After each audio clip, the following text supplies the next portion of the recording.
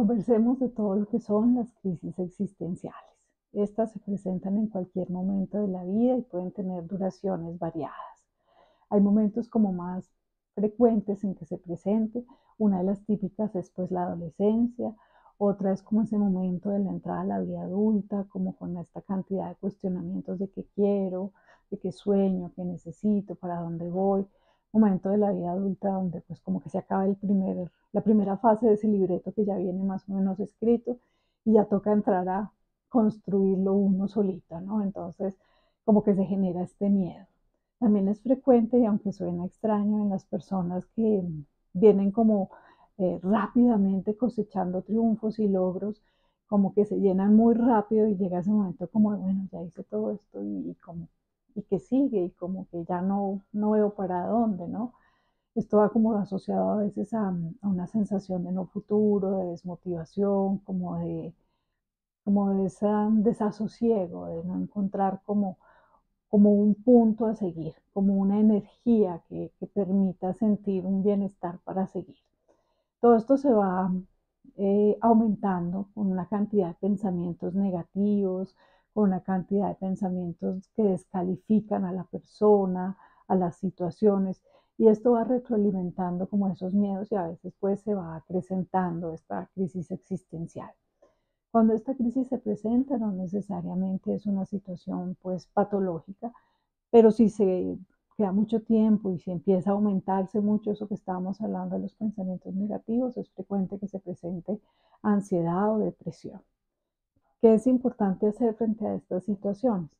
Bueno, es importante como entrar primero a verificar como qué venía antes de, qué me estaba pasando antes de esta situación, como si puedo encontrar algún desencadenante. A veces se encuentran, a veces no. Cuando se encuentran, pues bueno, puede uno como tener un poco más claro ese norte hacia dónde seguir, entendiendo ese desencadenante para ver qué puedo hacer a futuro.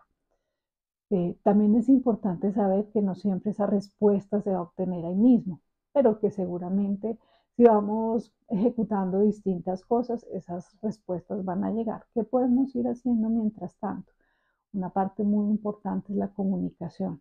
Cuando yo hablo con otros y les cuento lo que me está pasando, cómo me siento, por un lado, el solo hablarlo me permite de pronto repensarlo distinto y muchas veces en esa interacción con el otro empieza uno a encontrar como respuestas a esas preguntas. No necesariamente es que el otro me dé la solución, sino que el poderlo conversar, compartir y escuchar distintos puntos de vista me puede ayudar a como ir organizando las ideas. También es muy importante como revisar mis valores, eh, lo que he hecho, como reconocerme en todas mis fortalezas también, para ver de ahí cómo creo un pilar, como una base para apoyarme y seguir encontrando esas respuestas a lo que quiero y para dónde voy y cuáles son mis sueños.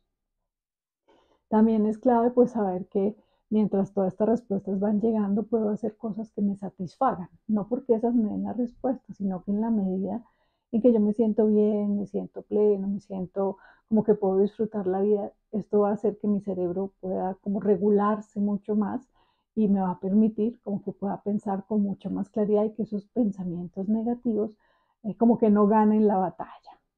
El hecho de dormir bien también va a permitir que ese cerebro también permita regularse adecuadamente y así uno pueda tener mejores respuestas. En general, estas son como algunas recomendaciones para esos momentos de crisis existenciales. Espero que te puedan ser muy útiles. Soy Vicky Pérez, médico psiquiatra. Espero que tengas un lindo día en armonía. No olvides suscribirte a mi canal, darle like, compartir los videos, porque todos los días estoy pensando en poder dar una información que te sea útil, que te pueda interesar, que te ayude con estas capsulitas cortitas a tener una vida mejor.